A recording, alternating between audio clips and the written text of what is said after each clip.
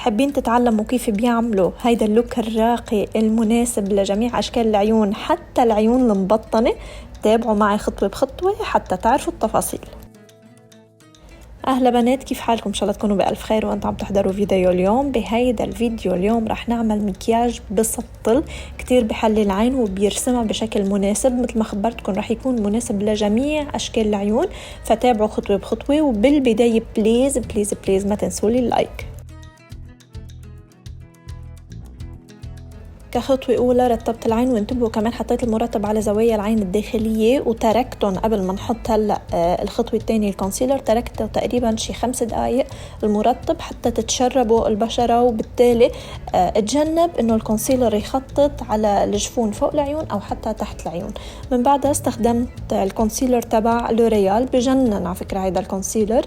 هلا بحط لكم درجته بصندوق الوصف، وحطيته كاي شادو بيز او كقاعدة قبل ما نبلش نحط الاي شادو.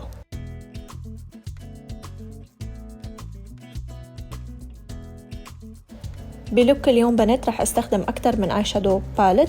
الاي شادو الاولى استخدمتها هي من هدى بيوتي واسمها ايسي نود. اخذت منها الدرجة البيضاء، افتح درجة فيها بفرشة كبيرة، فرشة بلندنج براش. اخذت هيدا اللون وحطيته على الجفن المتحرك على فوق العين، لانه بدي ضوي هيدا الجفن. قبل ما يبلش يخطط الكونسيلر ثبته بالاي شادو الابيض كتنوير للعين. شوفوا بهيدا اللوك رح يكون الاي شادو على فوق العين كتير هادي وكتير بسيط وخطواتك كتير سهلة، بس الحركة الأهم هي حركة الآيلاينر.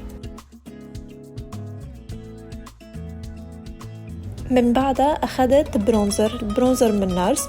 المقصد منه تاخدوا أي برونزر عندكم هيك درجته شوي على مشمشة، وبتاخدوا كمان فرشات دمج كبيرة وبتحطوا هيدا اللون على الجفن الثابت فوق العين. بتبلشوا تدمجوا لجوا ولا برا. دايما هيدا الأنواع أو هيدا الألوان من الآي شادو بدكم فيها تكون الفرشات كبيرة عشان تساعدكم بالدمج، وبدكم كمان طريقة الدمج تكون سحب من أول العين لآخر العين حتى يتوزع معكم اللون بشكل كتير حلو وكتير مرتب.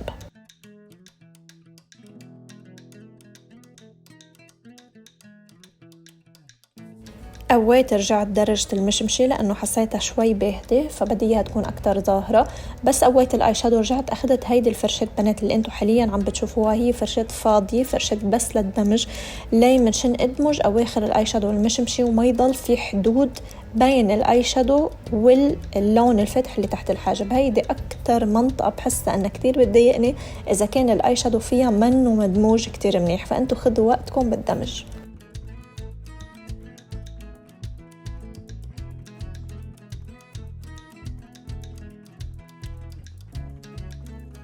بنات إذا كنتوا عم تطلعوا على فاونديشن حلو وخفيف بنفس الوقت بغطي وإحساسه رائع على البشرة، رح أنصحكم بهذا الفاونديشن اللي استخدمته بالفيديو من هدى بيوتي ايزي بلور فاونديشن.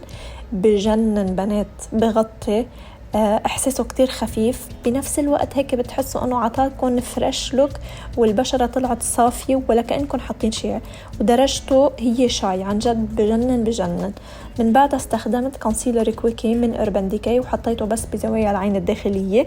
من بعدها باستخدام البيوتي بلندر إذا بتنتبهوا عم بدمج وعم فوت هيدا الكونسيلر كتير منيح على زوايا العين الداخلية، لأنه أحيانا كتير في هيك بارت ما بتوصل للكونسيلر فبيطلع بالنهاية الكونسيلر تحت العين منه ظابط، أو حتى الآي شادو بزاوية العين كمان منه ظابط، وكله بيكون من الكونسيلر. فعملوه بهيدا الطريقة بيطلع قطعة واحدة وبيطلع مدموج ومنه مخطط وكتير هيك حلو وصافي تحت العين.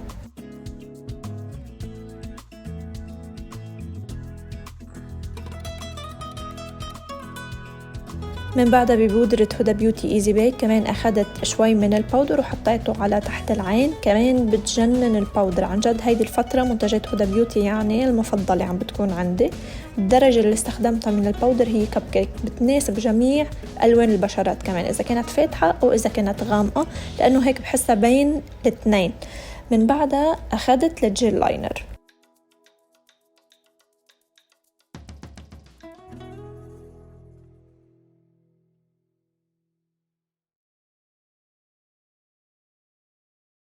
الايلاينر من ميك اب فور ايفر، وكان عندي هيك شوي من محلول الزيت من انجلوت لانه دايما بحطه فوق الجيل لاينر مشان يصير هيك سائح سائح سايح وبيرسم معي بكتير سهولة. إذا انتبهتوا بلشنا رسم من وسط العين، والآيلاينر يعني ما كان طالع كتير لفوق، كان بس مسحوب يسحب العين، لأنه رح نعمل اللي هي الآيلاينر المدموج والمموه بس من الناحية السفلية، يعني فوق رح يكون آيلاينر خط سطر، أما الدمج كله بس رح يكون من أسفل هيدا الآيلاينر. هلأ بتشوفوا الخطوات.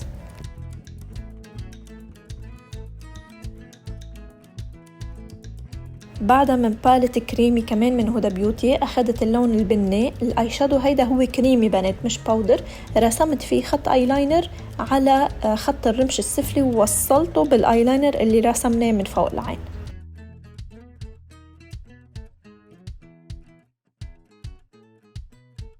بفرشاة بنسل برش بنات تكون نحيفة، بليز ما تاخدوا فراشة تكون كبيرة لأنه كتير رح تصعب عليكم الشغل، خاصة على خط الرمش السفلي. من بعدها بنات أخدت لون آي شادو أسود مشان نحطه فوق الجل لاينر الأسود، وبهذه الطريقة بتثبتوا الجل آي لاينر وبيبطل يسيح. كتير في بنات بتحكي إنه ليه الآي لاينر عم بيسيح، بتكون رسمة جل آي لاينر وما بتثبتوا بالباودر، فطبيعي بعد فترة أي شي جل أو كريمي بلش يسيح. فأنتوا تفاديا لهيدي المرحلة حطوا دايما فوق أي شي جل بتستخدموه سواء على الوجه سواء على العيون، حطوا فوقه آي شادو عشان يتثبت.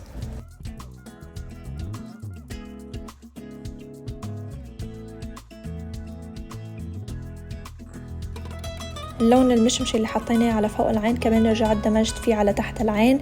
هاي الحركة لما تحطوا الاي شادو اللي بديتوا فيه فوق العين على تحت العين بحس بيعطي هيك سحر عن جد، بيعطي سحر بالعيون، كتير بحلي اللوك، وكتير هيك بتحسوا انه في شي ملفت بالعيون، بيكون هو هيدا اللون تكة، يعني شيء بسيط بس كثير بيعمل فرق كبير.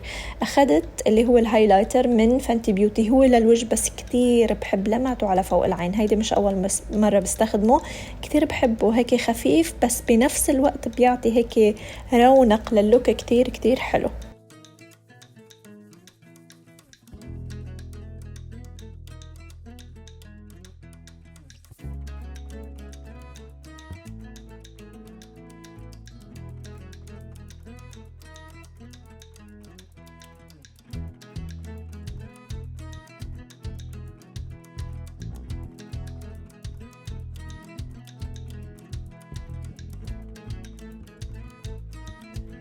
بالخطوات الأخيرة بنات كنت عم بعمل هيك شوية تاتش اب النهائي على اللوك، إنه مثلا شوي زيد بني شوي زيد أسود شوي أدمج مشان يصير هيك فيه هالسموكي إفكت، اللوك المدخن أو الآيلاينر المدخن من زاوية العين الخارجية. حطيت من بعدها الماسكارا، ومن بعدها كمان حطيت لون أبيض على تحت الحاجب لأنه بنظف اللوك. وشوفوا السحر ما شاء الله، العيون روعة.